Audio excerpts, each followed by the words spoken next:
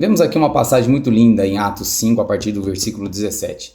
Os apóstolos, que já vinham pregando o evangelho, foram presos pelo sumo sacerdote e os saduceus por inveja. Porém, o anjo do Senhor, naquela noite, abriu as portas das prisões e tiraram eles de lá. Na manhã seguinte, quando mandaram buscá-los para o interrogatório, descobriram que eles não estavam mais na prisão.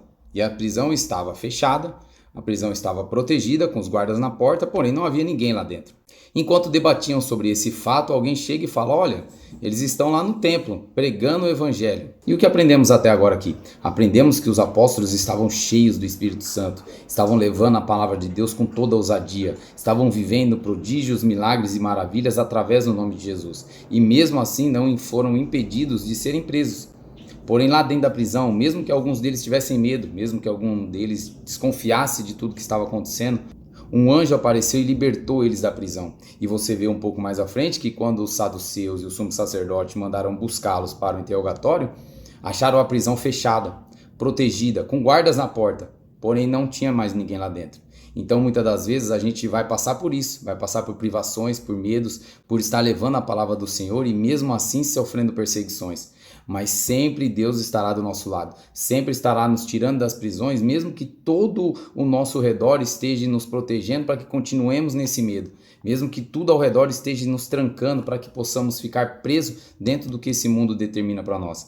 Mas Deus, com o seu infinito poder, não faz acepção de pessoas. Então acreditar na palavra dele, confiar na palavra dele, seguir a palavra dele é o que nos liberta dessa prisão desse mundo, que muitas das vezes pode parecer tão segura, só que nós sabemos que é de morte. E a ousadia que nos faz ter a palavra de Deus em nossas vidas é o que nos liberta dessa prisão para uma vida livre com Ele. E isso nós vemos um pouco mais à frente, quando o sumo sacerdote, chamando eles novamente para fazer o interrogatório, dizem para eles: por que vocês estão propagando esse evangelho, sendo que eu mandei vocês parar de falar? E Pedro e os apóstolos, cheios do Espírito Santo, falam para eles: é melhor obedecer a Deus do que a homens. Vocês prenderam Jesus, vocês colocaram Jesus no madeiro, vocês mataram o nosso Salvador. Porém Deus com a sua destra o exaltou como Salvador de Israel para arrependimento e remissão dos pecados.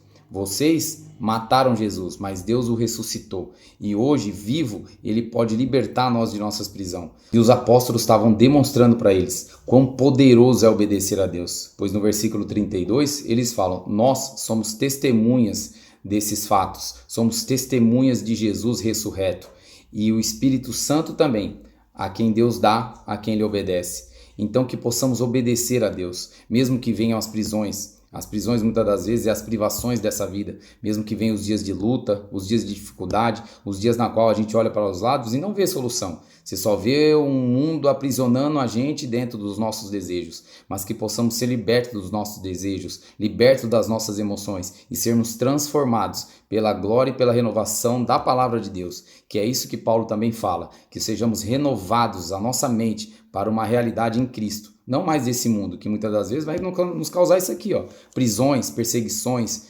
dores, que muitas das vezes vêm como uma porção de alegria, porém a gente sabe que por dentro está todo enraizado numa morte. Então que possamos ser livres pela palavra, porque o obedecer a Deus é melhor do que obedecer aos homens. E no findar dessa história, vemos um fariseu levantado por Deus, líder religioso, para poder falar a todo aquele tribunal de que se essa obra que eles tanto propagavam, os apóstolos, fosse dos homens, morreria, como exemplos que ele mesmo já tinha falado. Mas se fosse de Deus, de nada ia adiantar ele estar se levantando, porque até eles mesmos estariam indo contra Deus. E eles os açoitaram ainda antes de ser libertos, os apóstolos. E mesmo assim os apóstolos saíram felizes, porque se julgaram dignos do sofrimento de Jesus. E continuaram pregando esse evangelho de casa em casa, no templo, em todos os momentos que tiveram.